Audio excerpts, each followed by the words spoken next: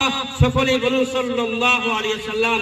অন্তিম অবস্থায় যখন তাকাতে পারছেন না, কথা বলতে পারছেন না, হযরত আবু বকর সিদ্দিককে নামাজের জন্য আগে বাড়িয়ে দিয়েছেন। বিশ্ব নবী বললেন, পর্দাটা সরিয়ে দাও। মসজিদে নববীর পর্দাটা সরিয়ে দেওয়া হলো।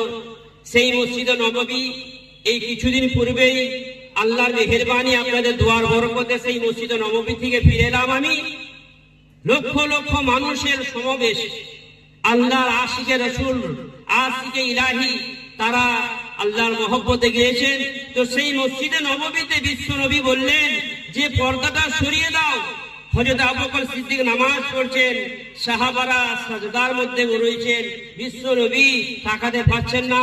অন্তিম অবস্থায় গোধূলি লগ্ন বেলায় বিশ্ব নবী বললেন, ওগো আল্লাহ, আমি আমার উম্মতকে সাজদার মধ্যে ছেড়ে দিয়ে যাচ্ছি। জোরে বলুন না সুবহানাল্লাহ।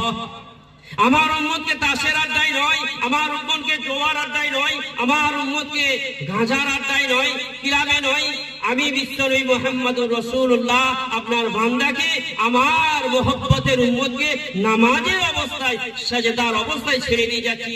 বিশ্বনবী আমাদের জন্য যেটা দিয়ে গিয়েছেন, আল্লাহর পক্ষ থেকে যেটা এসেছে, সেটা